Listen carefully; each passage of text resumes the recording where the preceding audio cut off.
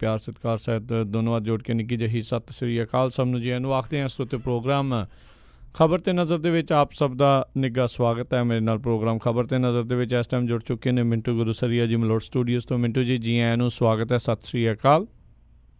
ਸ਼ੁਕਰੀਆ ਜੀ, ਸਾਰਿਆਂ ਨੂੰ ਸਤਿ ਸ਼੍ਰੀ ਅਕਾਲ ਜੀ। ਸਾਡੇ ਅੱਜ ਦੇ ਪ੍ਰੋਗਰਾਮ ਖਬਰ ਤੇ ਨਜ਼ਰ ਉਸ ਨੂੰ ਸਪਾਂਸਰ ਕਰਦੇ ਨੇ ਖਾਲਸਾ ਇੰਸ਼ੋਰੈਂਸ ਏਜੰਸੀ ਵਾਲੇ, ਜਿਨ੍ਹਾਂ ਦੇ ਕੋਲੋਂ ਤੁਸੀਂ ਹਰ ਇੱਕ ਤਰੀਕੇ ਦੀ ਇੰਸ਼ੋਰੈਂਸ ਕਰਵਾ ਸਕਦੇ ਹੋ। ਅਮਰੀਕਾ ਦੇ ਤਕਰੀਬਨ ਸਾਰੇ ਸੂਬਿਆਂ 'ਚ ਇੰਸ਼ੋਰੈਂਸ ਕਰਦੇ ਨੇ। ਕਾਲ ਕਰੋ 408 272 2500 ਦੇ ਉੱਤੇ। ਨਾਲ ਕ੍ਰਿਸ਼ਨ ਧਨੋਤਾ ਯੂਨੀਵਰਸਿਟੀ। ਗੁਰਪਾਲ ਸਿੰਘ ਸੰਧੂ ਐਂਟੀਲੋਪ, ਹਰਪ੍ਰੀਤ ਕੌਰ ਧੂਰ ਕਲੋਵਿਸ, ਕਰਮਪਾਲ ਸਿੰਘ ਜਸਜੀਤ ਕੌਰ ਗਰੇਵਾਲ, ਸਰਬਜੀਤ ਗੁਰਜੋਤ ਗਿੱਲ ਕਲੋਵਿਸ, ਤਾਰਾ ਸਿੰਘ ਮਰਾਹਰ ਕਲੋਵਿਸ, ਗੁਰਪ੍ਰੀਤ ਸਿੰਘ, ਅਵਤਾਰ ਸਿੰਘ, ਗੁਰਮੀਤ ਸਿੰਘ, ਸੁਖਪ੍ਰੀਤ ਸਿੰਘ, ਸਾਰੇ ਜਾਣੇ ਬੇਕਰਸਫੀਲਡ। ਅਤੇ ਜੀਐਨ ਟਾਇਰ ਐਂਡ ਲੂਬ ਵਾਲੇ, ਜਿਨ੍ਹਾਂ ਦੇ ਕੋਲੋਂ ਤੁਸੀਂ truck wash, oil change, air brake ਦਾ ਕੰਮ ਕਰਵਾ ਸਕਦੇ ਹੋ। ਨਵੇਂ ਪੁਰਾਣੇ ਟਾਇਰ ਵਾਜਿਬ ਕੀਮਤਾਂ 'ਤੇ ਖਰੀਦ ਸਕਦੇ ਹੋ। ਸੈਂਟਨੈਲਾ ਮਡੇਰਾ ਦੇ ਵਿੱਚ ਲੋਕੇਸ਼ਨ ਨੇ। ਕਾਲ ਨੇ 209 277 0113 ਅਤੇ West Coast truck driving school Fresno ਵਾਲੇ, ਜਿਹੜੇ ਕਿ ਤੁਹਾਨੂੰ ਟਰੱਕ ਦਾ ਲਾਇਸੈਂਸ ਵਧੀਆ ਸਿਖਲਾਈ ਦੇ ਕੇ ਘੱਟ ਸਮੇਂ ਦੇ ਵਿੱਚ ਲੈਣ 'ਚ ਸਹਾਇਤਾ ਕਰਦੇ ਨੇ। ਕਾਲ ਕਰੋ ਅਜੀਤ ਅਟਵਾਲ 559 374 4541 ਦੇ ਉੱਤੇ।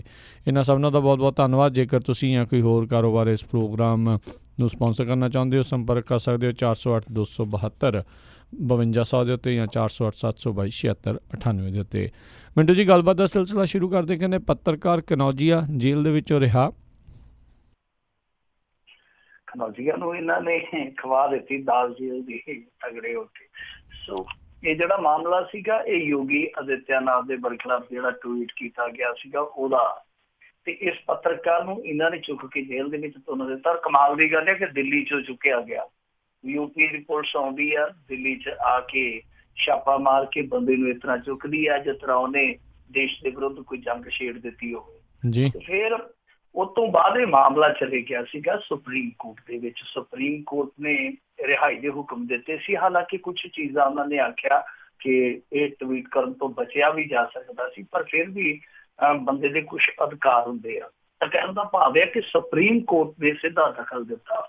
ਸੋ ਮਾਮਲਾ ਕੀ ਸੀਗਾ, ਤੁਹਾਨੂੰ ਯਾਦ ਹੋਣਾ ਕਿ ਪਿਛਲੇ ਹਫ਼ਤੇ ਇੱਕ ਬੀਬੀ ਜਿਹੜੀ ਆ ਉਹ ਯੂਪੀ ਦੇ ਸੀਐਮ ਦੇ ਨਿਵਾਸ ਦੇ ਬਾਹਰ ਆ ਗਈ ਸੀਗੀ ਤੇ ਉਹ ਕਹਿੰਦੀ ਸੀਗੀ ਕਿ ਇਹਨੇ ਮੈਨੂੰ ਸ਼ਾਦੀ ਦਾ ਪ੍ਰਸਤਾਵ ਭੇਜਿਆ ਵਾ ਜੀ। ਤੇ ਉਸ ਤੋਂ ਬਾਅਦ ਉਹ ਜਿਹੜਾ ਪੱਤਰਕਾਰ ਸੀਗਾ, ਇਹਨੇ ਉੱਥੇ ਜਿਹੜੀ ਉਹ ਬੀਬੀ ਫਿਰਦੀ ਸੀਗੀ ਉਹਦੀ ਵੀਡੀਓ ਬਣਾ ਕੇ ਤੇ ਟਵਿੱਟਰ ਤੇ ਸ਼ੇਅਰ ਕਰ ਦਿੱਤੀ ਸੀ। ਉੱਥੇ ਰਫੜ ਪਿਆ ਸਾਰਾ।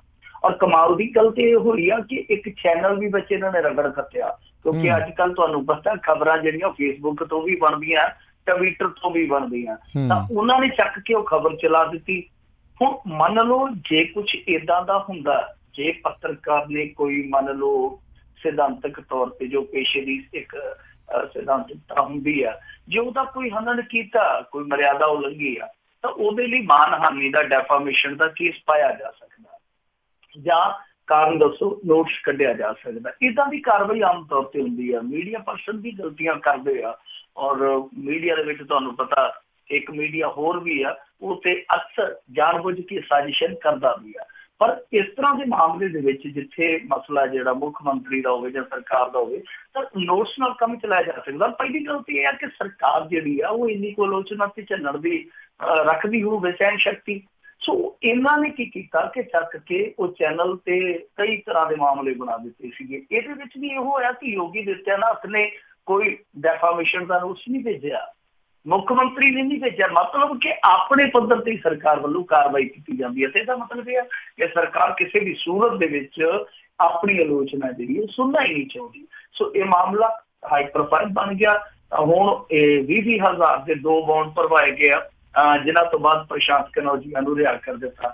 ਤਾਂ ਉਹਨੇ ਮੀਡੀਆ ਦੇ ਮੁਖਾਤਬ ਹੁੰਦੇ ਇੰਨੀ ਗੱਲ ਆਖੀ, ਉਹਨੇ ਆਖਿਆ ਕਿ ਮੈਂ ਹਾਲੇ ਕੋਰਟ ਦਾ ਆਰਡਰ ਨਹੀਂ ਪੜ੍ਹਿਆ, ਉਹ ਆਰਡਰ ਪੜ੍ਹ ਕੇ ਫਿਰ ਉਸ ਤੋਂ ਬਾਅਦ ਮੈਂ ਕੋਈ ਬਾਈਟ ਦੇਊਂਗਾ, ਪਰ ਮੈਨੂੰ ਸੰਵਿਧਾਨ ਤੇ ਪੂਰਨ ਭਰੋਸਾ ਹੈ, ਸੰਵਿਧਾਨ ਦੇ ਉੱਤੇ ਮੇਰੀ ਆਸਥਾ ਹੈ, ਤਾਂ ਇਹ ਸੰਵਿਧਾਨ ਦੀ ਹੋਈ ਜਿੱਤ ਹੋਏਗੀ। ਸੋ ਇਹ ਮਾਮਲਾ ਜਿਹੜਾ ਉਹ ਸਿੱਧੇ ਤੌਰ ਤੇ ਕਹਿ ਸਕਦੇ ਹਾਂ ਕਿ ਯੂਪੀ ਦੀ ਸਰਕਾਰ ਜਿਹੜੀ ਕਿ ਲੋਕਤਾਂਤਰਿਕ ਸਰਕਾਰ ਕਹੀ ਜਾ ਸਕਦੀ ਹੈ, ਉਹਦੇ ਨਾਲ ਜੁੜਿਆ। ਔਰ ਉਹਦੀ ਲੋਕਤਾਂਤਰਿਕ ਜੋ ਦੇਖਿਆ, ਉਹਦੇ ਥੱਲੇ ਜੋ ਅਦਿੱਖ ਇੱਕ ਛੁਪੀ ਹੋਈ ਹੈ ਭਾਵਨਾ, ਉਹ ਸਾਫ਼ ਨਜ਼ਰ ਆਉਂਦੀ ਹੈ ਕਿ ਜੋ ਤੁਹਾਡਾ ਵਿਰੋਧ ਹੈ ਜਾਂ ਤੁਹਾਡੀ ਆਲੋਚਨਾ ਹੈ ਉਹਨੂੰ ਕੁਚਲ ਦਿਓ। ਸੋ ਇਹ ਮਾਮਲਾ ਸਿੱਧੇ ਤੌਰ ਤੇ ਪ੍ਰੈਸ ਦੀ ਆਜ਼ਾਦੀ ਨਾਲ ਜੁੜਿਆ, ਔਰ ਇਹੀ ਕਾਰਨ ਹੈ ਕਿ ਸਾਡਾ ਮਰਾਤਬਾ ਹੈ ਜਿਹੜਾ ਪ੍ਰੈਸ ਦੀ ਆਜ਼ਾਦੀ ਦੇ ਵਿੱਚ ਇੰਡੀਆ ਦਾ, ਉਹ 142ਵਾਂ ਪਾਈਦਾਨ ਹੈ।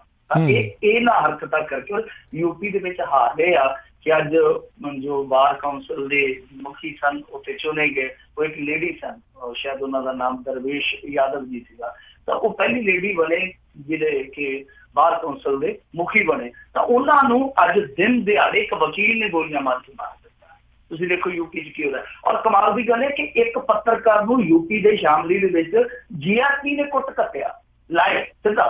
ਸੋ ਇਹ ਸਭ ਕੁਛ ਹੈ ਜਿਹੜਾ, ਇਹ ਦੇਖੋ ਯੂਪੀ 'ਚ ਕੀ ਚੱਲਦਾ ਪਿਆ ਕਿ ਕਦੇ ਅਲੀਗੜ੍ਹ ਦਰਿੰਦਗੀ ਹੋ ਜਾਂਦੀ, ਕਦੇ ਕਿਤੇ, ਪਰ ਜਦ ਸਾਰੀ ਖਿੱਚ ਜਿਹੜੀ ਆ ਉਹ ਆਲੋਚਨਾ ਤੇ ਨਿਕਲਦੀ, ਇਹ ਕਮਾਲ ਦੀ ਗੱਲ ਹੈ। ਜੀ ਜੀ ਜੀ ਜੀ। ਅਗਲੀ ਮਿੰਟੂ ਜੀ ਗੱਲ ਕਰਦੇ, ਕਹਿੰਦੇ ਫਤਿਹਵੀਰ ਦੀ ਮੌਤ ਦਾ ਮਾਮਲਾ ਹੁਣ ਹਾਈ ਕੋਰਟ ਦੇ ਵਿੱਚ ਪਹੁੰਚਿਆ ਹੈ। ਦੇਖੋ ਇਹ ਮਾਮਲਾ ਹਾਈ ਕੋਰਟ ਦੇ ਵਿੱਚ ਚਲੇ ਗਿਆ, ਸਿੱਧੇ ਤੌਰ ਤੇ ਸਰਕਾਰ ਨੂੰ ਪਾਰਟੀ ਬਣਾਇਆ ਗਿਆ, ਔਰ ਮੇਰੇ ਖਿਆਲ ਦੇ ਨਾਲ ਇਹ ਮਾਮਲਾ ਪਹੁੰਚਣਾ ਵੀ ਚਾਹੀਦਾ ਸੀਗਾ, ਕਿਉਂਕਿ ਪ੍ਰਸ਼ਾਸਨ ਤੇ ਖੁਦ ਮੰਨੀ ਜਾਂਦਾ ਕਿ ਕਿਤੋਂ ਸਾਡੀ ਔਕਾਈ ਹੈ ਜਿਹੜੀ ਉਹ ਬਾਹਰ ਆਈ ਆ। ਪਰ ਦੂਜੇ ਪਾਸੇ ਜੇ ਆਪਾਂ ਦੇਖੀਏ ਤਾਂ ਹੁਣ ਸਫਾਈਆਂ ਜਿਹੜੀਆਂ ਆਉਣੀਆਂ ਸ਼ੁਰੂ ਹੋ ਗਈਆਂ।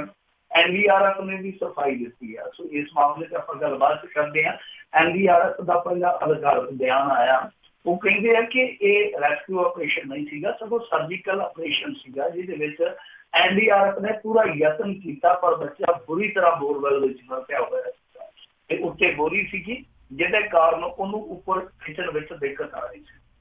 DGP ਨੇ ਖੁਦ ਬਿਆਨ ਦਿੱਤਾ, ਉਹ ਕਹਿੰਦੇ ਆ ਕਿ NDRF ਦੀ ਟੀਮ ਜਿਹੜੀ ਆ ਖੁਦਾਈ ਕਰਨ ਦੇ ਵਿੱਚ ਮਹਾਰਤ ਨਹੀਂ ਰੱਖਦੀ, ਤੇ ਨਾ ਹੀ ਉਹਨਾਂ ਨੇ ਕਦੇ ਇੰਨੀ ਡੂੰਘਾਈ ਤੇ ਪਹਿਲਾਂ ਖੁਦਾਈ ਕਦੇ ਕੀਤੀ ਸੀ। ਤਾਂ ਸਿੱਧੇ ਤੌਰ ਤੇ ਮੰਨਿਆ ਜਾਏ, ਉਹ ਕਹਿੰਦੇ ਆ ਵੈਸੇ ਕਹਿੰਦੇ ਕਿ ਫੇਲੀਅਰ ਨਹੀਂ ਹੈ, ਹਾਲਾਂਕਿ ਬੱਚਾ ਨਹੀਂ ਬਚਾਇਆ ਜਾ ਸਕਿਆ, ਉਹ ਹਾਲੇ ਵੀ ਕਹਿੰਦੇ ਫੇਲੀਅਰ ਨਹੀਂ ਹੈ। ਪਰ ਇਹ ਆਪ ਹੀ ਮੰਨ ਰਿਹਾ ਕਿ NDRF ਦੇ ਕੋਲ ਕੋਈ ਇਸ ਤਰ੍ਹਾਂ ਦਾ ਤਜਰਬਾ ਨਹੀਂ ਸੀਗਾ। ਇਹ ਹੁਣ ਦੇਖਣ ਵਾਲੀ ਗੱਲ ਆ ਕਿ day 1 ਤੋਂ, ਪਹਿਲੇ ਦਿਨ ਤੋਂ ਜਿਹੜੀ NDRF ਉੱਥੇ ਲੱਗੀ ਹੋਈ ਆ, ਉਹਦਾ DGP ਇਹ ਗੱਲ ਜਿਹੜੀ ਆ ਉਹ ਤਸਲੀਮ ਕਰਦਾ ਪਿਆ ਵਾ ਕਿ ਦੇਖੋ ਜੀ ਸਾਡੇ ਕੋਲ ਕੋਈ ਤਜਰਬਾ ਨਹੀਂ ਸੀ ਖੁਦਾਈ ਦਾ। ਤਾਂ ਇਹ ਆਪਣੇ ਆਪ ਦੇ ਵਿੱਚ ਇੱਕ ਹੋਰ ਸਵਾਲ ਖੜਾ ਹੋਊਗਾ। ਪਰ ਹੈ ਸਵਾਲ ਕਈ ਖੜੇ ਹੋਣਗੇ, ਜਿਹੜੇ ਉੱਥੋਂ ਦੇ ਡਿਪਟੀ ਕਮਿਸ਼ਨਰ ਆ ਘਨਸ਼ਿਆਮ ਧੂਰੀ ਜੀ, ਉਹ ਵੀ ਅੱਜ ਸਾਹਮਣੇ ਆਏ ਆ। ਉਹਨਾਂ ਨੇ ਵੀ ਬਚਾਅ ਕੀਤਾ, ਪ੍ਰਸ਼ਾਸਨ ਦਾ ਤਰ੍ਹਾਂ ਤਰ੍ਹਾਂ ਦੇ ਤਰਕ ਦਿੱਤੇ ਆ, ਇਸ ਮਾਮਲੇ ਨੂੰ ਸਾਰੇ ਨੂੰ ਪ੍ਰਸੰਗਤ ਦੱਸਿਆ ਕਿ ਜੋ ਵੀ ਅਸੀਂ ਕੋਸ਼ਿਸ਼ਾਂ ਕੀਤੀਆਂ ਉਹ ਸਾਰੀਆਂ ਇਮਾਨਦਾਰੀ ਨਾਲ ਕੋਸ਼ਿਸ਼ਾਂ ਕੀਤੀਆਂ ਗਈਆਂ। ਤਾਂ ਬਹਿਰਹਾਲ ਜੇ ਗੱਲ ਕਰੀਏ ਜੋ ਮਾਮਲਾ ਹਾਈ ਕੋਰਟ ਦੇ ਵਿੱਚ ਪਹੁੰਚਿਆ, ਉਹਦੀ ਤਾਂ ਹਾਈ ਕੋਰਟ ਦੇ ਵਿੱਚ ਸਰਕਾਰ ਨੂੰ ਵੀ ਧਿਰ ਬਣਾਇਆ ਗਿਆ ਕਿ ਇਹਨਾਂ ਨੇ ਜੋ ਵੀ ਕੀਤਾ ਉਹ ਪ੍ਰਾਪਤ ਨਹੀਂ ਸੀਗਾ ਜੋ ਕਰਨਾ ਚਾਹੀਦਾ ਸੀਗਾ। ਸੋ ਇਹ ਮਾਮਲਾ ਜਿਹੜਾ ਹਾਈ ਕੋਰਟ ਦੇ ਵਿੱਚ ਗਿਆ, ਕਹਿੰਦੇ ਕਿ ਇਹ ਕ੍ਰੈਡਿਟ ਲੈਣ ਵਾਲਾ ਕੰਮ ਨਹੀਂ ਸੀਗਾ, ਇਹਨਾਂ ਨੂੰ ਸਿਰਫ ਬੱਚਾ ਬਚਾਉਣਾ ਚਾਹੀਦਾ ਸੀਗਾ, ਪਰ ਇਹਨਾਂ ਨੇ ਰੈਸਕਿਊ ਆਪਰੇਸ਼ਨ ਨਹੀਂ ਮਤਲਬ ਕਿ ਸਹੀ ਢੰਗ ਨਾਲ ਚਲਾਇਆ। ਸੋ ਇਹ ਜਿਹੜਾ ਮਾਮਲਾ ਉਹ ਆਪਣੇ ਆਪ ਦੇ ਵਿੱਚ ਹੁਣ ਹਾਈ ਕੋਰਟ ਦੇ ਵਿੱਚ ਚਲੇ ਗਿਆ, ਜਿੱਥੋਂ ਇਹਨਾਂ ਨੇ ਕਿਹਾ ਕਿ ਸਰਕਾਰ ਨੇ ਸਿੱਧੇ ਤੌਰ ਤੇ ਆਪਾਂ ਨੂੰ ਸੰਖੇਪ ਦੇ ਵਿੱਚ ਜੇ ਸਮਝੀਏ ਤਾਂ ਸਰਕਾਰ ਨੇ ਸਹੀ ਢੰਗ ਦੇ ਨਾਲ ਉੱਥੇ ਕੰਮ ਨਹੀਂ ਕੀਤਾ, ਯਤਨ ਸਹੀ ਤਰੀਕੇ ਨਾਲ ਇਹਨਾਂ ਨੇ ਅੰਜਾਮ ਨਹੀਂ ਦਿੱਤੇ। ਤਾਂ ਇਹ ਚੀਜ਼ ਚੰਗੀ ਆ, ਕੋਰਟ ਦੇ ਉੱਥੇ ਜੇ ਨਜ਼ਰੀ ਪਊਗਾ ਮਾਮਲਾ। ਹਾਲਾਂਕਿ ਦੇਖੋ ਹਾਈ ਕੋਰਟ ਦੇ ਵਿੱਚੋਂ ਇਹ ਹੁਕਮ ਵੀ ਹੋਇਆ ਕਿ ਤੁਸੀਂ ਬੋਰਵੈਲ ਬੰਦ ਕਰੋ, ਔਰ 45 ਕੀਤੇ ਆ ਮੇਰੇ ਖਿਆਲ ਦੇ ਨਾਲ। ਹੁਣ ਤੁਸੀਂ ਦੇਖ ਲਓ ਕਿੰਨੀ ਵੱਡੀ ਤਾਦਾਦ ਸੀਗੀ ਬੋਰਵੈਲ ਜਿਹੜੇ ਖੁੱਲੇ ਪੈ ਚੁੱਕੇ। ਤਾਂ ਹੁਣ ਇਹਨਾਂ ਨੇ ਉੱਥੇ ਜਾ ਕੇ ਜਵਾਬ ਦੇਣਾ ਹੋਊਗਾ, ਤਾਂ ਜਦੋਂ ਇਹ ਜਵਾਬ ਦੇਣਗੇ ਤਾਂ ਬਹੁਤ ਸਾਰੀਆਂ ਚੀਜ਼ਾਂ ਕਈ ਵਾਰ ਸਾਫ਼ ਹੁੰਦੀਆਂ। ਔਰ ਇਸ ਤੋਂ ਇਲਾਵਾ ਇਹ ਹੁੰਦਾ ਕਿ ਰਾਹ ਤੋਂ ਕੋਈ ਨਾ ਕੋਈ ਦਿਸ਼ਾ ਨਿਰਦੇਸ਼ ਜਿਹੜੀ ਇਸ ਤਰ੍ਹਾਂ ਦੇ ਦਿੱਤੀ ਜਾਂਦੀ ਆ ਜੋ ਅੱਗੇ ਵਾਸਤੇ ਭਲੇ ਦਾ ਕੰਮ ਕਰ ਸਕਦੀ ਆ। ਪਰ ਮੇਰੇ ਖਿਆਲ ਦੇ ਨਾਲ ਪੰਜਾਬ ਸਰਕਾਰ ਦੀ ਪ੍ਰਸ਼ਾਸਨ ਦੀ ਇਹ ਨਾਕਾਮੀ ਤੇ ਆਪਾਂ ਨੂੰ ਦਿਖਦੀ ਆ। ਮੈਂ ਆਪਣੀ ਦਾਅਵੇ ਨਾਲ ਕਹਿਣਾ, ਜਿੰਨਾ ਕੁ ਮੈਂ ਵਿਚਰਿਆ ਪਿਛਲੇ 6-7 ਸਾਲਾਂ ਦੇ ਵਿੱਚ, ਜਿੰਨਾ ਕੁ ਗਰਾਊਂਡ ਤੇ ਪੱਤਰਕਾਰਤਾ ਦਾ ਕੰਮ ਕੀਤਾ ਜਾਂ ਸਿੱਖਿਆ, ਮੈਂ ਇੱਕ ਗੱਲ ਦਾਅਵੇ ਨਾਲ ਕਹਿਣਾ ਕਿ ਕੁਦਰਤੀ ਆਫਤ ਨਹੀਂ ਆਉਂਦੀ ਪੰਜਾਬ ਤੇ ਵੱਡੀ, ਇਹ ਉਹਦੀ ਮਿਹਰਬਾਨੀ ਆ। ਜਿੱਦਣ ਆ ਗਈ ਪੰਜਾਬ ਸਰਕਾਰ ਦੇ ਕੋਲ ਕੋਈ ਪ੍ਰਬੰਧ ਨਹੀਂ ਹੈ। ਇਹਨਾਂ ਦੇ ਕੋਲ ਤੇ ਇਹ ਦਰਿਆਵਾਂ ਦੀ ਧਰਤੀ ਆ, ਇਹਨਾਂ ਦੇ ਕੋਲ ਤੇ ਚੱਜ ਦੀਆਂ ਬੇੜੀਆਂ ਨਹੀਂ ਹੈਗੀਆਂ। ਅੱਜ ਜਿਹੜੀਆਂ ਬੇੜੀਆਂ ਉਹ ਜਿਹੜੀਆਂ ਪਈਆਂ ਤਹਿਸੀਲਾਂ ਦੇ ਵਿੱਚ। ਸੋ ਕਹਿਣ ਦਾ ਭਾਵ ਇਹ ਆ ਕਿ ਇਹ ਸਰਕਾਰ ਜਿਹੜੀ ਆ ਉਹ ਪੈਰ ਤੇ ਖੇਲ ਸਾਬਤ ਹੋ ਰਹੀ ਆ, ਔਰ ਕੋਈ ਵੀ ਸਰਕਾਰ ਹੋਵੇ ਖਾਸ ਤੌਰ ਤੇ ਇਸ ਤਰ੍ਹਾਂ ਦੀ ਤਿਆਰੀ ਕੀਤੀ ਨਹੀਂ ਜਾਂਦੀ। ਜੀ ਜੀ ਜੀ ਬਿਲਕੁਲ। ਵੈਸੇ ਬੜੀ ਅਫਸੋਸ ਵਾਲੀ ਗੱਲ ਆ ਵੀ ਜਿਹੜੇ NDRF ਵਾਲੇ ਆ, ਕਹਿਣ ਨੂੰ ਡਿਜ਼ਾਸਟਰ ਰਿਲੀਫ ਫੋਰਸ ਵਾਲੇ ਆ, ਤੇ ਕਹਿੰਦੇ ਵੀ ਸਾਨੂੰ ਖੁਦਾਈ ਦੀ ਜਿਹੜੇ ਮਾਹਰ ਨਹੀਂ ਤੇ ਐਕਸਪਰਟ ਜਿਹੜੇ ਕਿੱਦਾਂ ਦੇ ਇਹਨਾਂ ਨੇ ਉਹਦੇ ਵਿੱਚ ਭਰਤੀ ਬੰਦੇ ਕਿੱਦਾਂ ਦੇ ਕੀਤੇ ਆ, ਕਿ ਸਿਫਾਰਸ਼ੀ ਬੰਦੇ ਹੀ ਭਰਤੀ ਕਰ ਰੱਖੇ ਆ ਵੀ ਜਿਨ੍ਹਾਂ ਨੂੰ ਪਤਾ ਹੀ ਕੁਛ ਨਹੀਂ ਵੀ ਜੇ ਕੋਈ ਡਿਜ਼ਾਸਟਰ ਹੋਵੇ ਤਾਂ ਕਰਨਾ ਕੀ ਆ ਤੇ ਕੀ ਉਸ ਦੇ ਵਿੱਚ ਕਰਨਾ ਚਾਹੀਦਾ। ਇੱਕ ਆ ਮਸ਼ੀਨ ਵਾਲੇ ਵੀ ਹੁਣ ਆਏ ਆ ਸਾਹਮਣੇ, ਕਈ ਕਹਿੰਦੇ ਮਸ਼ੀਨਾਂ ਤੇ ਇਦਾਂ ਦੀਆਂ ਹੈਗੀਆਂ ਸੀ, ਲੋਕੀ ਬਾਲਟੀਆਂ ਨਾਲ ਹੀ ਪੱਟੀ ਜਾਂਦੇ ਹੋਏ ਸੀ ਉਦੋਂ ਉੱਥੇ। देखो बिल्कुल मैं वीडियो तो हासिल की, मैं जो वीडियो देखी तो सच बोलो मेरा भी मथा अटक गया। तो कमाल की गल है कि इंडिया जिस तरह दी खुदाई वाली मशीनां उपलब्ध नहीं, जो साडे कोल वो मास्टर ने, तो फिर इन्हां तो कम क्यों नहीं लिया गया। NDRF जिहड़ी कि हुण मन्नी जाती है कि साडे कोल खुदाई का तजर्बा ही नहीं सीगा, तो तजर्बाहीन फोर्स नूं ते क्यों लाया गया, सब तो बड़ा सवाल है। आर्मी की जिहड़ी इंजीनियरिंग टीम हुंदी है वो क्यों नहीं बुलाई गई। बहुत सारे सवाल है, बहुत सारे सवाल है। सवालों से सवाल ये भी है ना कि देखो साडा मुख्यमंत्री है जिहड़ा, मैं तो कहते उन्होंने शिमले का मुख्यमंत्री कहना, पंजाब दे विच छुट्टियां कट्टण आउंदा, तां तुसीं देखो कि कैप्टन अमरिंदर सिंह ने इहदा कोई पड़तालिया कोई करवाउण वाला काम कोई हाले तक इन्हों लिखिया ही नहीं है, जबकि इहदी एक रिपोर्ट बननी चाहिए और मैं तो कहना असैंबली दे विच टेबल होनी चाहिए जो, क्योंकि ये मसला जिहड़ा देखिए जज्बाती नहीं है, प्रशासकी फेलियर का भी है। जे कोई फेलियर होंदी है उहदे पिछे कोई ना कोई तंत्र जिम्मेवार होंदा, कोई ना कोई व्यक्ति विशेष जिम्मेवार होंदा। तो जे फेलियर है तो फिर ये भी जांच पड़ताल की जानी चाहिए कि कौन कौन सी वो कौन लोग सीगे जिहड़े कि अपनी जिम्मेवारी तनदेही नाल निभाउण च असफल रहे। तो ये पड़तालिया कोई कमेटी बनाउण और उहदे विच देखण कि किहदा दोष होने ये पता लगू कि दोष अगर किहदे च सीगा। जे ये इस तरह मिट्टी पाउणगे कल किसी होर मामले दे विच आपां नूं इस तरह दे चीज़ देखण नूं मिल जाणगे। जी जी। तो एक मिंटू जी ये भी चीज़ देखी गई इस पूरे मामले दे विच जिहड़ा कौमी मीडिया सीगा उसने इस तो टाला वट्टी रखिया, कहंदे बहुत घट खबर जिहड़ी नैशनल पद्धर दे उत्ते जिहड़ी देखी गई। देखो इहदे च की हुंदा राजकरण जी, मैं ये चीज़ अगे नहीं करना कि देखो ਅਸੀਂ ਕੌਮੀ ਮੀਡੀਆ ਨੂੰ ਸਵਾਲ ਕਰਨ ਤੋਂ ਪਹਿਲਾਂ ਜਿਹੜੇ ਇੱਥੇ ਸਾਡੇ ਪੰਜਾਬੀ ਉਹਨਾਂ ਦੇ ਨਾਮਾਂ ਲਗਾ ਰਹੇ ਅਸੀਂ ਉਹਨਾਂ ਨੂੰ ਸਵਾਲ ਕਰੀਏ ਕਿ ਤੁਸੀਂ ਰਿਪੋਰਟ ਕੀਤਾ ਆਪਣੇ ਚੈਨਲ ਲਈ, ਤੁਸੀਂ ਰਿਪੋਰਟ ਕੀਤਾ ਤਾਂ ਆ ਕੇ ਸਾਹਮਣੇ ਕਹੋ ਕਿ ਹਾਂ ਭਾਈ ਅਸੀਂ ਆਪਣਾ ਫਰਜ਼ ਨਿਭਾਇਆ, ਅਦਾਰਿਆਂ ਨੇ ਨਹੀਂ ਚਲਾਇਆ। ਦੈਨ ਫਿਰ ਸਵਾਲ ਕੀਤੇ ਜਾਂਦੇ ਚਾਹੀਦੇ ਆ। ਨਾਮਾਂ ਨਗਾਰਾਂ ਨੂੰ ਇੱਥੇ ਜਿਹੜੇ ਵੀ ਇਹਨਾਂ ਦੇ ਨੁਮਾਇੰਦੇ ਆ ਉਹ ਘੱਟੋ ਘੱਟ ਆ ਕੇ ਦੱਸਣ ਤੇ ਸਹੀ ਸਥਿਤੀ ਸਾਫ਼ ਕਰਨ, ਕਿਉਂਕਿ ਮੀਡੀਆ ਦੇ ਸਵਾਲ ਉੱਠਦਾ ਪਿਆ।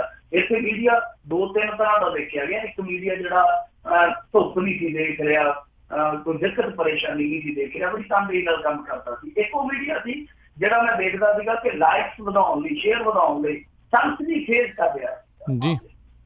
ਇੱਕ ਉਹ ਮੀਡੀਆ ਜਿਹੜਾ ਪਤਾ ਨਹੀਂ ਚੁੱਪ ਸੀਗਾ ਜਾਂ ਜੇ ਕੰਮ ਕਰਦਾ ਪਿਆ ਸੀ ਤੇ ਰਸਮ ਸੀ। ਜਿਹੜੀ ਦੋ ਤਿੰਨ ਤਰ੍ਹਾਂ ਦਾ ਮੀਡੀਆ ਮੈਂ ਦੇਖਿਆ। ਤਾਂ ਕਹਿਣ ਦਾ ਭਾਵ ਹੈ ਕਿ ਜਿਹੜੇ ਇੱਥੇ ਪੰਜਾਬੀ ਹੈਗੇ ਨੇ ਸਾਡੇ ਜਾਂ ਜਿਹੜੇ ਨੌਨ ਪੰਜਾਬੀ ਇੱਥੇ ਬੈਠੇ ਆ ਉਹਨਾਂ ਨੂੰ ਅਸੀਂ ਸਵਾਲ ਕਰੀਏ ਕਿ ਭਾਈ ਤੁਸੀਂ ਇੱਥੇ ਬੈਠੇ ਹੋ, ਤੁਸੀਂ ਆਪਣੀ ਡਿਊਟੀ ਦੀ ਤਨਖਾਹ ਲੈਂਦੇ ਹੋ, ਤਾਂ ਕੀ ਤੁਸੀਂ ਰਿਪੋਰਟ ਕੀਤੀ ਇਸ ਮਾਮਲੇ ਦੇ ਵਿੱਚ? ਜੇ ਤੁਹਾਡੀ ਰਿਪੋਰਟਿੰਗ ਹੋਈ ਆ ਤਾਂ ਤੁਹਾਡੇ ਅਦਾਰੇ ਨੇ ਨਹੀਂ ਚਲਾਈ ਤਾਂ ਫਿਰ ਅਸੀਂ ਉਹਨਾਂ ਨੂੰ ਸਵਾਲ ਕਰ ਲੈਂਦੇ ਹਾਂ। ਇਹ ਸਭ ਤੋਂ ਵੱਡੀ ਗੱਲ ਆ ਕਿ ਜੇ ਇੱਥੋਂ ਦੇ ਲੋਕਲ ਜਿਹੜੇ ਨੁਮਾਇੰਦੇ ਆ ਨਾਮਾ ਨਗਾਰੇ ਜਿਹੜੇ ਜੇ ਉਹ ਸਮਝਦੇ ਆ ਕਿ ਇਹ ਸਾਡੀ ਰਿਪੋਰਟਿੰਗ ਦੇ ਕਾਬਿਲ ਹੀ ਨਹੀਂ ਤਾਂ ਫਿਰ ਤਾਂ ਸਭ ਤੋਂ ਵੱਡਾ ਪ੍ਰੋਬਲਮ ਉਹਨਾਂ ਨੂੰ ਹੋਊਗਾ ਨਾ। ਜੀ ਜੀ ਬਿਲਕੁਲ। ਅਗਲੀ ਜਿਹੜੀ ਮਿੰਟੂ ਜੀ ਗੱਲ ਕਰਦੇ ਕਹਿੰਦੇ ਸ਼ਿਲਾਂਗ ਮਸਲੇ ਦੇ ਵਿੱਚ ਕਮੇਟੀ ਨੇ ਕੇਂਦਰ ਨੂੰ ਦਖਲ ਦੇਣ ਦੀ ਕੀਤੀ ਆ ਹੁਣ ਮੰਗ। ਬਿਲਕੁਲ ਦੇਖੋ ਜਿਸ ਤਰ੍ਹਾਂ ਦਾ ਉੱਥੇ ਮਾਹੌਲ ਬਣਦਾ ਪਿਆ ਪਿਛਲੇ ਆਪਾਂ ਵੈਸੇ ਇੱਕ ਸਾਲ ਤੋਂ ਵੇਖਣ ਰਹੇ ਹਾਂ ਕਿ ਉੱਥੇ ਜਿਸ ਤਰੀਕੇ ਦੇ ਨਾਲ ਸਿੱਖਾਂ ਨੂੰ ਪਰੇਸ਼ਾਨ ਕੀਤਾ ਜਾ ਰਿਹਾ ਵਾ ਉਹ ਆਪਣੇ ਆਪ ਦੇ ਵਿੱਚ ਬੜਾ ਸ਼ਰਮਨਾਕ ਮਾਹੌਲ ਆ, ਬਹੁਤ ਸ਼ਰਮਨਾਕ ਮਾਹੌਲ ਆ ਕੇਂਦਰ ਸਰਕਾਰ ਵਾਸਤੇ ਵੀ ਔਰ ਸੂਬਾ ਸਰਕਾਰ ਵਾਸਤੇ ਤੇ ਕਹਿਣਾ ਹੀ ਕਿਉਂਕਿ ਸੂਬਾ ਸਰਕਾਰ ਤੇ ਉਹਨਾਂ ਨੂੰ ਉਜਾੜਨ ਵਾਲੀ ਸਾਜ਼ਿਸ਼ ਦੇ ਵਿੱਚ ਖੁਦ ਇੱਕ ਢੇਰ ਵਾ, ਇਹ ਮੰਨ ਕੇ ਚੱਲਣਾ ਪਊਗਾ। ਤਾਂ ਹੁਣ ਇੱਥੇ ਇੱਕ ਜਥੇਬੰਦੀ ਆ ਜਿਹੜੀ ਕਿ ਦੱਸਦੇ ਆ ਕਿ ਖਾੜਕੂ ਕਾਰਵਾਈਆਂ ਵੀ ਕਰਦੀ ਆ, ਉਹਨਾਂ ਵੱਲੋਂ ਵੀ ਧਮਕੀ ਦਿੱਤੀ ਗਈ ਆ। ਉੱਥੇ ਜਿਹੜੇ ਸਿੱਖ ਭਾਈਚਾਰੇ ਦੇ ਲੋਕ ਆ ਉਹਨਾਂ ਨੂੰ ਵੀ ਸਿੱਧੇ ਤੌਰ ਤੇ ਇਹਨਾਂ ਨੇ ਧਮਕਾਇਆ ਵਾ। ਤਾਂ ਹੁਣ ਦੂਜੇ ਪਾਸੇ ਜਿਹੜੀ ਸਰਕਾਰ ਹੈ ਲੋਕਲ ਉਹ ਪਹਿਲਾਂ ਹੀ ਉਲਟ ਹੋਈ ਪਈ ਆ ਤੇ ਦੱਸੋ ਜਾਣਗੇ ਕਿੱਥੇ? ਇਹ ਸਭ ਤੋਂ ਵੱਡਾ ਸਵਾਲ ਹੈ। ਸੋ ਕਮੇਟੀ ਨੇ ਹੁਣ ਜਿਹੜਾ ਕੇਂਦਰੀ ਗ੍ਰਹਿ ਮੰਤਰਾਲਾ ਉਹਦੇ ਕੋਲ ਦਾਦ ਫਰਿਆਦ ਤੇ ਕੀਤੀ ਆ, ਪਰ ਮੇਰੇ ਖਿਆਲ ਦੇ ਨਾਲ ਇਸ ਤਰ੍ਹਾਂ ਇਹ ਖਾਣਾ ਪੂਰਤੀਆਂ ਨਾਲ ਮਸਲਾ ਹੱਲ ਨਹੀਂ ਹੋਣਾ। ਔਰ ਇਹ ਕੇਂਦਰ ਸਰਕਾਰ ਉਹੀ ਕੇਂਦਰ ਸਰਕਾਰ ਆ ਜਿਹੜੀ ਗੁਜਰਾਤ ਦੇ ਵਿੱਚ ਖੁਦ ਸੈਂਕੜੇ ਸਿੱਖਾਂ ਨੂੰ ਉਜਾੜਨ ਜਾ ਰਹੀ ਹੈ। ਉਸ ਤੋਂ ਹੀ ਦੇਖਿਆ ਹੀ ਹੋਣਾ ਜਿਹੜੇ ਕਿਸਾਨ ਪਰਿਵਾਰ ਨੇ, ਬਹੁਤੇ ਸਿੱਖ ਪਰਿਵਾਰ ਉੱਤੇ ਬੈਠੇ ਆ, ਇਹ ਉਹਨਾਂ ਨੂੰ ਜਾਣਦੇ ਪਏ, ਦੂਜਿਆਂ ਨੂੰ ਕੀ ਦੱਸਾਂਗੇ। ਤਾਂ ਇਹ ਕਮੇਟੀ ਨੂੰ ਸਿਰਫ ਇਹ ਨਹੀਂ ਹੈ ਕਿ ਪ੍ਰੈਸ ਨੋਟ ਜਾਰੀ ਕਰ ਦਿੱਤੇ ਤੇ ਮਾੜੇ ਮੋਟੇ ਬਿਆਨ ਦੇ ਦਿੱਤੇ, ਇਸ ਤੋਂ ਅੱਗੇ ਵਧਣਾ ਪਊਗਾ ਕਮੇਟੀ ਨੂੰ। ਅਕਾਲੀ ਦਲ ਨੂੰ ਕਹਿਣਾ ਚਾਹੀਦਾ ਕਿ ਹਾਂ ਭਾਈ ਤੁਸੀਂ ਮੈਦਾਨ ਦੇ ਵਿੱਚ ਆਓ, ਤੁਸੀਂ ਦਬਾਅ ਪਾਓ ਕੇਂਦਰ ਤੇ। ਸੋ ਕਹਿਣ ਦਾ ਭਾਵ ਇਹੋ ਹੀ ਆ ਕਿ ਇਹਦੇ ਵਿੱਚ ਹੁਣ ਕਾਨੂੰਨੀ ਚਾਰਾਜ਼ੋਈ ਜਿਹੜੀ ਆ ਉਹ ਤੇ ਚੱਲਦੀ ਪਈ ਆ। ਉਹ ਇੱਕ ਤੇ ਬੜੀ ਪੈਰਵਾਈ ਵਾਲਾ ਮਾਮਲਾ ਕਿ ਪੈਰਵਾਈ ਕਰਨੀ ਚਾਹੀਦੀ ਹੈ ਕਮੇਟੀ ਦੀ, ਚਾਹੇ ਦਿੱਲੀ ਕਮੇਟੀ ਹੋਵੇ ਚਾਹੇ ਉਹਦੇ ਦੀ ਪੰਜਾਬ ਦੀ ਕਮੇਟੀ ਹੋਵੇ। ਇਹਨਾਂ ਨੂੰ ਇੱਕ ਤੇ ਉਹ ਕਾਨੂੰਨੀ ਚਾਰਾਜ਼ੋਈ ਦੇ ਵਿੱਚ ਠੋਸ ਰੂਪ ਦੇ ਵਿੱਚ ਆਪਣਾ ਪੱਖ ਰੱਖਣਾ ਚਾਹੀਦਾ। ਦੂਜੀ ਚੀਜ਼ ਇਹ ਆ ਕਿ ਕੇਂਦਰੀ ਗ੍ਰਹਿ ਮੰਤਰਾਲੇ ਤੇ ਦਬਾਅ ਵੀ ਬਣਾਉਣਾ ਪਊਗਾ। ਅਕਾਲੀ ਵੀ ਬਣਾਉਣ, ਇਹ ਵੀ ਬਣਾਉਣ। ਇਹ ਸ਼ਿਵ ਸੈਨਾ ਤੋਂ ਸੇਧ ਲੈ ਸਕਦੇ ਆ। ਦੇਖੋ ਸ਼ਿਵ ਸੈਨਾ ਵਾਲੇ ਉਹਨਾਂ ਦੇ ਅਲਾਈਸ ਦੇ ਵਿੱਚ ਵੀ ਤੁਰੇ ਜਾਂਦੇ ਆ ਔਰ ਉਹਨਾਂ ਦੀ ਖੰਡ ਵੀ ਚੰਗੀ ਤਰ੍ਹਾਂ ਦੇਖਦੇ ਆ ਜੀ। ਤਾਂ ਇਹਨਾਂ ਨੂੰ ਇਹ ਸਿੱਖਿਆ ਲੈਣੀ ਚਾਹੀਦੀ ਆ ਕਿ ਜੇ ਤੁਸੀਂ ਇਹ ਕਹਿੰਦੇ ਕੋਈ ਸਿੱਖਾਂ ਦੇ ਅਸੀਂ ਰਹਿਬਰ ਹਾਂ, ਸਿੱਖਾਂ ਦੇ ਅਸੀਂ ਜੀ ਬਹੁਤ ਖੈਰ ਖੁਆਮ ਆ, ਤਾਂ ਤੁਹਾਨੂੰ ਇਹੋ ਜਿਹੇ ਮੁੱਦੇ ਤੇ ਫਿਰ ਲੀਕ ਵੀ ਖਿੱਚਣੀ ਪੈ ਸਕਦੀ ਹੈ ਕਿ ਹਾਂ ਭਾਈ ਜੇ ਤੇ ਤੁਸੀਂ ਸਾਡੇ ਹੋ ਤਾਂ ਇੱਥੇ ਸਾਡੇ ਨਾਲ ਖੜ ਜਾਓ, ਲੀਕ ਦੇ ਇਸ ਪਾਸੇ ਨਹੀਂ ਤੇ ਭਾਈ ਦੂਜੇ ਪਾਸੇ ਖੜ ਜਾਓ, ਵੇਖਾਂਗੇ ਤਮਾਸ਼ਾ। ਜੀ ਜੀ। ਅਗਲੀ ਜਿਹੜੀ ਗੱਲ ਕਰਦੇ ਕਹਿੰਦੇ ਆਖਰ ਕਦੋਂ ਸੰਭਾਲਣਗੇ ਨਵਜੋਤ ਸਿੱਧੂ ਬਿਜਲੀ ਮੰਤਰੀ ਦਾ ਜਿਹੜਾ ਅਹੁਦਾ, ਸਵਾਲ ਹਾਲੇ ਵੀ ਅਣਸੁਲਝਿਆ। ਇਹ ਇਹੋ ਜਿਹਾ ਸਵਾਲ ਹੈ ਜਿਵੇਂ ਗਰਮੀਆਂ ਦੇ ਵਿੱਚ ਬਿਜਲੀ ਚਲੇ ਜਾਂਦੀ ਹੈ ਤੇ ਕੋਈ ਸਵਾਲ ਹੁੰਦਾ ਕਿ ਕਦੋਂ ਆਏਗੀ ਜੀ। ਹੁਣ ਨਵਜੋਤ ਸਿੱਧੂ ਦਾ ਵੀ ਇਹੋ ਆ ਕਿ ਕਦੋਂ ਇਹ ਸੰਭਾਲੂਗਾ ਮੰਤਰਾਲਾ। ਇਹ ਗਿਆ ਸੀਗਾ ਸਿੱਧੂ ਥੋੜੇ ਦਿਨ ਪਹਿਲਾਂ ਦਿੱਲੀ ਦੇ ਵਿੱਚ, ਉੱਥੇ ਰਾਹੁਲ ਗਾਂਧੀ ਨੂੰ ਵੀ ਮਿਲਿਆ ਵਾ, ਪ੍ਰਿਯੰਕਾ ਗਾਂਧੀ ਨੂੰ ਵੀ ਮਿਲਿਆ। ਉਸ ਤੋਂ ਬਾਅਦ ਹੁਣ ਕਿਆਸਰਾਂ ਇਹ ਲਾਈਆਂ ਜਾ ਰਹੀਆਂ ਕਿ ਕੈਪਟਨ ਅਮਰਿੰਦਰ ਸਿੰਘ ਵੀ 15 ਜੂਨ ਨੂੰ ਦਿੱਲੀ ਜਾ ਰਿਹਾ। ਮਤਲਬ ਕਿ ਦੇਖੋ ਮੈਂ ਜਿਹੜੀ ਗੱਲ ਕਹੀ ਸੀਗੀ ਕਿ ਕਦੇ ਕਦੇ ਮੈਨੂੰ ਸ਼ੱਕ ਪੈਂਦਾ ਕਿ ਸ਼ਿਮਲੇ ਦਾ ਮੁੱਖ ਮੰਤਰੀ ਹੁਣ ਕਹਿੰਦਾ ਸ਼ਿਮਲੇ ਛੁੱਟੀਆਂ ਤੇ ਮੁੱਖ ਮੰਤਰੀ ਉਹ ਇੱਥੇ ਨਹੀਂ ਆਊਗਾ, ਸਿੱਧਾ ਦਿੱਲੀ ਨਿਕਲ, ਦਿੱਲੀੋਂ ਚੰਡੀਗੜ੍ਹ ਆ ਗਿਆ, ਚੰਡੀਗੜ੍ਹੋਂ ਫਿਰ ਕਹੂਗਾ ਕਿ ਮੇਰਾ ਛੁੱਟੀਆਂ ਦਾ ਟਾਈਮ ਹੋ। ਤਾਂ ਪੰਜਾਬ ਦੀ ਪੱਕੀ ਛੁੱਟੀ ਹੋਣ ਵਾਲੀ ਹੈ ਇਹਨਾਂ ਦੀਆਂ ਛੁੱਟੀਆਂ ਦੇ। ਅੱਛਾ ਇਹ ਹੁਣ ਜਾਣ ਕੇ ਦੱਸਦੀ ਹੈ ਕਿ ਉਸ ਤੋਂ ਬਾਅਦ ਹੀ ਨਵਜੋਤ ਸਿੱਧੂ ਹੈ ਜਿਹੜਾ ਉਹ ਅਹੁਦਾ ਸੰਭਾਲ ਸਕਦਾ, ਕਿਉਂਕਿ ਜੇ ਆਪਾਂ ਉਸ ਮੁਲਾਕਾਤ ਦੀ ਗੱਲ ਕਰੀਏ ਜਿਹੜੀ ਸਿੱਧੂ ਕਰਕੇ ਆਇਆ ਪ੍ਰਿਯੰਕਾ ਤੇ ਰਾਹੁਲ ਦੇ ਨਾਲ, ਉਸ ਤੋਂ ਬਾਅਦ ਵੀ ਇਹਨੇ ਆਪਣਾ ਚਾਰਜ ਜਿਹੜਾ ਲਿਆ ਨਹੀਂ। ਤਾਂ ਸ਼ਾਇਦ ਉਡੀਕ ਕੀਤੀ ਜਾ ਰਹੀ ਹੈ ਕੈਪਟਨ ਅਮਰਿੰਦਰ ਸਿੰਘ ਤੇ ਰਾਹੁਲ ਗਾਂਧੀ ਦੇ ਦਰਮਿਆਨ ਹੋਣ ਵਾਲੀ ਮੁਲਾਕਾਤ ਦੀ ਕਿ ਉਸ ਤੋਂ ਬਾਅਦ ਕੁਝ ਚੀਜ਼ਾਂ ਸਾਫ਼ ਹੋ ਜਾਣਗੀਆਂ। ਹਾਲੇ ਵੀ ਵੈਸੇ ਕੁਝ ਸਿਆਸੀ ਵਿਸ਼ਲੇਸ਼ਕ ਹੈ ਜਿਹੜੇ ਉਹ ਇਸ ਸੰਭਾਵਨਾ ਨੂੰ ਰੱਖਦੇ ਆ, ਇਸ ਉਮੀਦ ਨੂੰ ਕਾਇਮ ਰੱਖਦੇ ਆ ਕਿ ਨਵਜੋਤ ਸਿੱਧੂ ਦੇ ਮੰਤਰਾਲੇ ਵਿੱਚ ਕੋਈ ਫੇਰ ਬਦਲ ਹੋ ਸਕਦਾ ਹੈ। ਕੀ ਆ ਜਾਂ ਉਹਨਾਂ ਦਾ ਕੋਈ ਆਪਣਾ ਹੋਰ ਇਸ ਤਰ੍ਹਾਂ ਦਾ ਕੋਈ ਹੋਵੇ ਮੰਤਵ ਕਿ ਮੈਂ ਇਸ ਤਰ੍ਹਾਂ ਦਾ ਕੰਮ ਨਹੀਂ ਲੈਣਾ, ਇਸ ਤਰ੍ਹਾਂ ਦਾ ਲੈਣਾ, ਤਾਂ ਉਹ ਕਾਮਯਾਬੀ ਹੋ ਸਕਦਾ। ਸੋ ਦੋਏ ਚੀਜ਼ਾਂ ਨੇ। ਕੁਛ ਵਿਸ਼ਲੇਸ਼ਕ ਇਸ ਚੀਜ਼ ਦੇ ਨਾਲ ਸਹਿਮਤ ਨਹੀਂ, ਉਹ ਕਹਿੰਦੇ ਕਿ ਨਹੀਂ ਨਵਜੋਤ ਸਿੱਧੂ ਆ ਜਿਹੜਾ ਖੁੱਲੇ ਲਾਈਨ ਲਾਇਆ ਜਾਊਗਾ। ਤਾਂ ਹੁਣ ਇਸ ਦਰਮਿਆਨ ਦੇਖਦੇ ਆ ਕਿ ਕਦੋਂ ਇਹ ਚਾਰਜ ਸੰਭਾਲਦੇ ਆ। ਪਰ ਝੋਨੇ ਦੀ ਲਵਾਈ ਕੱਲ ਤੋਂ ਸ਼ੁਰੂ ਹੋ ਜਾਣੀ ਆ ਤੇ ਘੱਟ ਤੌਰ ਤੇ 8 ਘੰਟੇ ਜਿਹੜੀ ਆ ਉਹ ਬਿਜਲੀ ਦੀ ਡਿਮਾਂਡ ਤੁਹਾਨੂੰ ਪਤਾ ਪਹਿਲਾਂ ਹੀ ਰਹਿੰਦੀ ਆ। ਤਾਂ ਉਹਦੇ ਵਿੱਚ ਕਿ ਜਦੋਂ ਇਹ ਮਹਿਕਮਾ ਜਿਹੜਾ ਉਹ ਖਿੱਚਤਾਣ ਦਾ ਸ਼ਿਕਾਰ ਹੋ ਗਿਆ ਤਾਂ ਫਿਰ ਉਹ ਸਪਲਾਈ ਜਿਹੜੀ ਆ ਬਰੋਬਰ ਚੱਲੇਗੀ। ਉਹਦੇ ਤੇ ਵੀ ਸਵਾਲ ਖੜਾ ਹੁੰਦਾ। ਹਾਲਾਂਕਿ ਇਹ ਮੈਂ ਅੱਗੇ ਵੀ ਸਪਸ਼ਟ ਕੀਤਾ ਕਿ ਇਸ ਮੰਤਰਾਲੇ ਦਾ ਬਹੁਤਾ ਜੇ ਆਪਾਂ ਦੇਖੀਏ ਸ਼ਕਤੀ ਵਾਲਾ ਕੰਮ ਹੈ, ਜਿਹੜਾ ਪਾਵਰ ਵਾਲਾ ਕੰਮ ਹੈ, ਪਾਵਰ ਕੰਮ ਦਾ ਉਹ ਚੇਅਰਮੈਨ ਦੇ ਕੋਲ ਹੁੰਦਾ। ਤਾਂ ਫਿਰ ਵੀ ਨਵਜੋਤ ਸਿੱਧੂ ਤੇ ਨਿਗਾਹ ਬਣੀ ਰਹੂਗੀ ਕਿ ਨਵਜੋਤ ਸਿੱਧੂ ਇਹ ਮੰਤਰਾਲਾ ਸੰਭਾਲਦਾ ਜਾਂ ਨਹੀਂ ਸੰਭਾਲਦਾ। ਜੇ ਸੰਭਾਲਦਾ ਤਾਂ ਫਿਰ ਇੱਥੇ ਆ ਕੇ ਕੰਮ ਕਿਸ ਤਰ੍ਹਾਂ ਦਾ ਕਰਦਾ। ਜੀ ਜੀ। ਅਗਲੀ ਗੱਲ ਕਰਦੇ ਕਹਿੰਦੇ ਅਮਿਤ ਸ਼ਾਹ ਨੇ ਸਿੱਖ ਰੈਫਰੈਂਸ ਲਾਇਬ੍ਰੇਰੀ ਮਾਮਲੇ ਦੇ ਵਿੱਚ ਹੁਣ ਸਮਾਨ ਦੀ ਲਿਸਟ ਮੰਗੀ ਆ। ਇਹ ਦੇਖੋ ਕਿੱਡੀ ਹੈਰਾਨਗੀ ਵਾਲੀ ਗੱਲ ਆ ਕਿ ਪਿਛਲੇ 3.5 ਦਹਾਕਿਆਂ ਤੋਂ ਇਹ ਕਹਿੰਦੇ ਆ ਕਿ ਸਾਡਾ ਖਜ਼ਾਨਾ ਮੋੜੋ, ਖਜ਼ਾਨਾ ਮੋੜੋ। ਚੰਗੀ ਗੱਲ ਹੈ, ਚਲੋ ਮੰਗ ਕਰਦੇ ਰਹਿਣਾ ਚਾਹੀਦਾ। ਪਰ ਹੁਣ ਤੱਕ ਦੱਸਦੇ ਆ ਕਿ ਇਹਨਾਂ ਨੇ ਲਿਸਟ ਨਹੀਂ ਸੌਂਪੀ ਹੁਣ ਤੱਕ ਗੱਲ ਨਿਕਲ ਕੇ ਆ ਰਹੀ ਹੈ। ਹਾਲਾਂਕਿ ਮੀਡੀਆ ਰਿਪੋਰਟਾਂ ਨੇ ਔਰ ਇਸ ਮਾਮਲੇ 'ਚ ਮੀਡੀਆ ਰਿਪੋਰਟਾਂ ਕਿੰਨੀਆਂ ਪੁਖਤਾ ਸਾਬਤ ਹੋਈਆਂ ਉਹਦੇ ਤੋਂ ਅੰਦਾਜ਼ਾ ਲਾ ਲਓ ਕਿ ਇਹਨਾਂ ਨੂੰ ਇੱਕ ਬਕਾਇਦਾ ਕਮੇਟੀ ਬਿਠਾਉਣੀ ਪਈ ਜਦੋਂ ਇਹ ਦਾਅਵਾ ਕੀਤਾ ਗਿਆ ਕਿ ਇਹਨਾਂ ਨੇ ਕੁਝ ਖਜ਼ਾਨਾ ਜਿਹੜਾ ਵਾਪਸ ਕੀਤਾ ਗਿਆ ਸੀ ਉਹਦੇ ਵਿੱਚੋਂ ਕੁਝ ਧਰੋਹਰਾਂ ਜਿਹੜੀਆਂ ਸੀਗੀਆਂ ਜਿਹਦੇ ਵਿੱਚ ਪਾਵਨ ਲਿਖਤਾਂ ਵੀ ਸੀਗੀਆਂ ਗੁਰੂ ਸਾਹਿਬ ਦੀਆਂ, ਤਾਂ ਉਹ ਇਹਨਾਂ ਨੇ ਵੇਚੀਆਂ। ਤਾਂ ਉਸ ਮੁੱਦੇ ਤੇ ਇਹਨਾਂ ਨੇ ਖੰਡਨ ਨਹੀਂ ਕੀਤਾ, ਉਹਨਾਂ ਦਸਤਾਵੇਜ਼ਾਂ ਨੂੰ ਫਰਜ਼ੀ ਨਹੀਂ ਦੱਸਿਆ। जो सोशल मीडिया और मीडिया से आया पिया, बल्कि इन्होंने कमेटी बिठा ली उस मामले। कहने का भाव है कि खबरां ਜਿਹੜੀਆਂ ਉਹ सच साबित ਹੋਈਆਂ, ਜਿਹੜੀਆਂ ਆਪਾਂ पिछले हफ्ते पढ़ियां सुनियां ने। ਹੁਣ ਇਸ ਤੋਂ ਇਲਾਵਾ ਜਿਹੜੀਆਂ ਚੀਜ਼ਾਂ ਮੀਡੀਆ ਦੇ ਵਿੱਚੋਂ ਨਿਕਲ ਕੇ ਆਉਂਦੀਆਂ ਉਹ ਹੈਰਾਨ ਕਰਦੀਆਂ ਨੇ। हैरान इं करदियां कि इन्होंने कदे भी लिस्ट नहीं सौंपी, और जबकि सारा रिकॉर्ड है जो लाइब्रेरी का जिस तरह होना चाहिए, वो लिस्ट क्यों नहीं बनती, पूरी लिस्ट क्यों नहीं बनती कि हाँ भाई इन्ना समान है जो चुकया गया है, इन्ना वापस कर दिता गया, इन्ना जो बकाया पिया। सो ये भी एक अपने आप दे बहुत विवादित विषय। और दूजी चीज जी मैं सुनता पिया वो यह कि कला 6 किश्तां च खजाना आया ही नहीं, इस तो इलावा दस दिया कि सोना चांदी ते करंसी भी आई है उन्होंने दिनों के।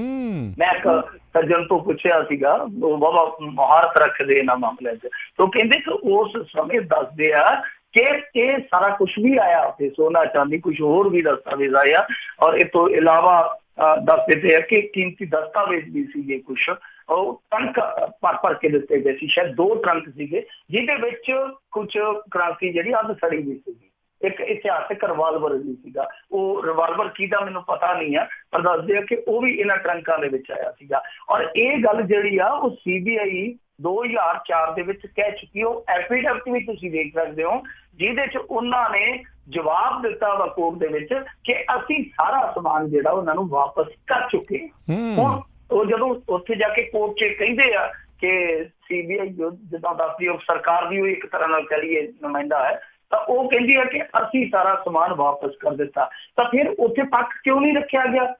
ਸਭ ਤੋਂ ਵੱਡਾ ਸਵਾਲ ਤੇ ਕਿਉਂਕਿ ਉਹ ਪਟੀਸ਼ਨ ਖਾਰਜ ਹੋ ਗਈ ਸੀਗੀ।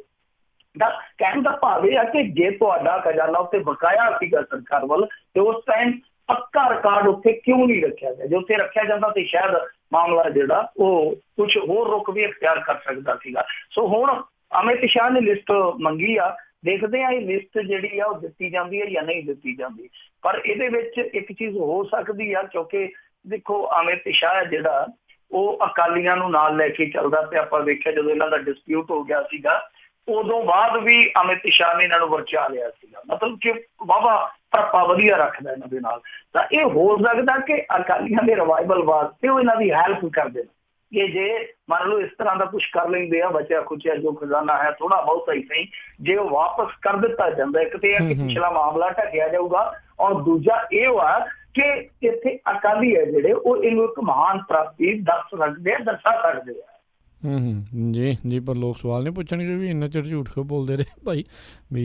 सवाल तो ये भी पूछणगे ना जिहड़े पैसे वटे जे वो गुरु की गोल के पाए कि नहीं पाए कि आपकी जेब च लगे, वो भी तो सवाल उठणगे ना भी जिहड़ियां तुसीं वेचियां ने, जो हुण मैं किसी का नाम नहीं लेंदा, भी जो समान विकिया इतिहासिक समान विकिया या पावन बाणी नाल जुड़िया जिहड़ा इन्हां ने दस्तावेज दी समान है या होर ग्रंथ पावन ग्रंथ है जो बेचे जिहड़े दावे कीते जा रहे हैं कि वो कोई UK च विकिया कोई अमेरिका च विकिया, तां वो बंदे जिहड़े बेचण वाले आ कि उन्हां नूं कौम दे सामने नहीं लिआओगे? जे तुसीं इह कहंदे हो कि केंद्र ने धक्का कीता साडे नाल ते जिहड़े तुहाडे बंदे तुहाडे विच ही रह के एडा तगड़ा इतिहास दे नाल धक्का कर गए कि उन्हां नूं सज़ा ना दिओगे? बिल्कुल बिल्कुल, ਇਹ ਬਹੁਤ ਵੱਡੇ ਸਵਾਲ ਨੇ। ਅਗਲੀ ਗੱਲ ਕਰਦੇ ਹਾਂ, ਕਹਿੰਦੇ ਜਸਪਾਲ ਮਾਮਲੇ ਦੇ ਵਿੱਚ ਜਿਹੜੀ ਜਾਂਚ ਕਰ ਰਹੀ SIT ਉਸਨੇ ਕੀਤਾ ਇੱਕ ਵੱਡਾ ਖੁਲਾਸਾ। ਕੁਛ ਨਹੀਂ ਫੁੱਟਿਆ ਪਹਾੜ ਨੇ ਕਰਿਆ ਜੂਆ, ਖੁਲਾਸਾ ਕੀ ਹੈ? ਅਗੇ ਜੀ ਜਿਹੜਾ ਉਹ ਮੁੱਖ ਮੁਲਜ਼ਮ ਫੜਿਆ ਰਣਵੀਰ ਸੀਗਾ, ਉਹ ਤੇ ਬੰਦਾ ਜਿਹੜਾ ਉਹ ਬਹੁਤ ਗਲਤ ਬੰਦਾ, ਤੇ ਉਹ ਤੇ ਉਹਦੀ ਵੀਡੀਓ ਵੇਖ ਕੇ ਤਾਂ ਪੰਜਾਬ ਉਧਰ ਹੀ ਆਖਣ ਲੱਗ ਪਿਆ ਸੀਗਾ ਕਿ ਇਹ ਬੰਦਾ ਜਿਹੜਾ ਇਹ ਜਿਸ ਬਾਣੇ ਦੇ ਵਿੱਚ ਆ ਇਹਦਾ ਜੋ ਸਟਾਈਲ ਆ ਇਹ ਬਾਣੇ ਤੋਂ ਉਲਟ ਲੱਗਦਾ, ਜੋ ਇਹਦਾ ਬੋਲਣ ਦਾ ਤਰੀਕਾ ਜਿਸ ਤਰੀਕੇ ਨਾਲ ਉਹ ਆਪ ਹੀ ਮੰਨੀ ਜਾਂਦਾ ਕਿ ਮੈਂ ਆਹ ਕੀਤਾ ਮੈਂ ਉਹ ਕੀਤਾ, ਕਿ ਕੋਈ ਜਾਣ ਦਾ ਕੰਮ ਐਸਾ ਹੈ ਹੀ ਨਹੀਂਗਾ ਜਿਹੜਾ ਉਹ ਨਹੀਂ ਕਰਦਾ ਕਿ ਮੈਂ ਨਹੀਂ ਕੀਤਾ। ਲੋਕ ਅਖਵਾ ਤੋਂ ਲੈ ਕੇ ਆ ਫਿਰ ਇਦਾਂ ਕਰਕੇ ਪਤਾ ਨਹੀਂ ਕਿਆ ਜਣਾ ਰਿਹਾ ਸੀਗਾ।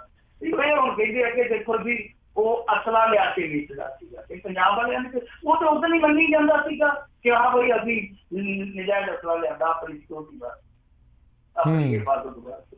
ਇਹ ਕਿਹੜਾ ਖੁਲਾਸਾ ਐਵੇਂ ਬਸ ਮਾਰੀ ਜਾਂਦੇ ਇੱਧਰ ਉੱਧਰ ਦੀਆਂ, ਤੇ ਕਹਿੰਦੇ ਜੀ ਇਹ ਲਿਆ ਕੇ ਅਸਲਾ ਤੇ ਫਿਰ ਲੁੱਟਾਂ ਖੋਹਾਂ ਵੀ ਕਰਦੇ ਸੀਗੇ। ਇਹਦਾ ਨਾਂ ਹੈ ਜਿਹੜਾ ਸੁਮੀਤ ਮੁਜਾਲ ਆ, ਮਤਲਬ ਕਿ ਜੀਂਦਾ ਰਹਿਣ ਵਾਲਾ ਇਹ ਸੁਮੀਤ ਮੁਜਾਲ ਹੈ ਇਹਦਾ ਅਸਲੀ ਨਾਮ, ਜਿਹੜਾ ਆਪਣੇ ਆਪ ਨੂੰ ਰਣਵੀਰ ਸਿੰਘ ਕਹਿੰਦਾ ਵਾ। ਤਾਂ ਕਹਿਣ ਦਾ ਭਾਵ ਇਹ ਉਹ ਸਾਰਾ ਕੁਛ ਹੈ ਜਿਹੜਾ ਉਹ ਪਹਿਲਾਂ ਹੀ ਪਤਾ ਲੱਗਿਆ ਸੀਗਾ।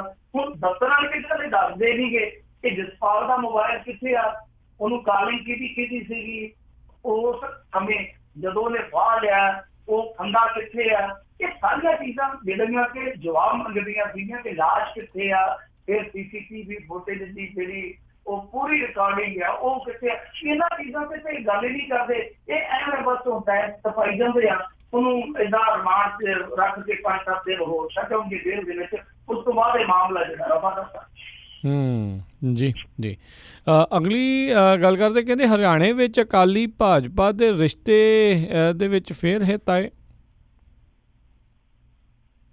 ਇਹਨਾਂ ਦੇ ਵਿੱਚ ਜਿਹੜੇ ਹਿੱਤੇ ਆ ਉਹ ਜੱਟਾਂ ਦੀ ਆਉਣਗੇ, ਕਿਉਂਕਿ ਹੁੰਦਾ ਹਰਿਆਣੇ ਦੇ ਵਿੱਚ ਇਲੈਕਸ਼ਨ ਹੈ ਜਿਹੜਾ ਵਿਧਾਨ ਸਭਾ ਦਾ ਉਹ ਆਉਣ ਵਾਲਾ ਜੀ। ਮਤਲਬ ਕੀ ਆ ਕਿ ਇਹਨਾਂ ਨੇ ਸਪੋਰਟ ਜਿਹੜੀ ਸੀਗੀ ਲੋਕ ਸਭਾ ਦੇ ਵਿੱਚ ਬਿਨਾਂ ਸ਼ਰਤ ਦੇਤੀ ਸੀ ਹਰਿਆਣੇ ਨੂੰ। ਪਹਿਲਾਂ ਤਾਂ ਤੁਹਾਨੂੰ ਪਤਾ ਹੀ ਆ ਕਿ ਸੁਖਬੀਰ ਸਿੰਘ ਬਾਦਲ ਉੱਤੇ ਸਿੱਧਾ ਹੋ ਗਿਆ ਸੀਗਾ, ਰੇੜੀਆਂ ਰੋਟੀਆਂ ਵਾਹਵਾ ਕਰਾਇਆ, ਇੱਕ ਵਾਰ ਤੇ ਜਾ ਕੇ ਕਿਹਾ ਸੀਗਾ ਕਿ ਸਾਡੇ ਬਾਪੂ ਦੀ ਇੱਥੇ ਪਹਿਲੀ ਹੈਗੀ ਜੀ, ਅਸੀਂ ਤੁਹਾਡੇ ਹੀ ਆ, ਮਤਲਬ ਇਸ ਤੱਕ ਕਹਿਤਾ ਸੀਗਾ ਹਰਿਆਣੇ ਵਾਲਿਆਂ ਨੂੰ। ਫਿਰ ਇਹ ਮੰਨ ਗਏ ਸੀ, ਮਾਨ ਮਨਾਵਲ ਇਹਨਾਂ ਦਾ ਹੋ ਗਿਆ। ਉਸ ਤੋਂ ਬਾਅਦ ਚਲੋ ਇਹਨਾਂ ਨੇ ਰਲ ਮਿਲ ਕੇ ਚੋਣਾਂ ਲੜੀਆਂ। ਹੁਣ ਕੀ ਹੈ ਕਿ ਭਾਜਪਾ ਜਿਹੜੀ ਆ ਉਹ ਉੱਥੇ ਦਾਅਵਾ ਕਰਦੀ ਹੈ, ਜਾਨੀ ਉਹਨਾਂ ਨੇ ਮਿਸ਼ਨ ਦੇ ਦਿੱਤਾ ਕਿ ਭਾਈ ਤੁਸੀਂ 75 ਜਿੱਤਣੀਆਂ ਦਾ ਵਿੱਚ, ਇਹ ਉਹਨਾਂ ਨੇ ਟਾਰਗੇਟ ਦੇ ਦਿੱਤਾ ਟੀਮ ਨੂੰ। ਪਹਿਲਾਂ ਅਮਿਤ ਸ਼ਾਹ ਨੇ ਐਲਾਨ ਹੀ ਰੱਖਿਆ ਸੀ।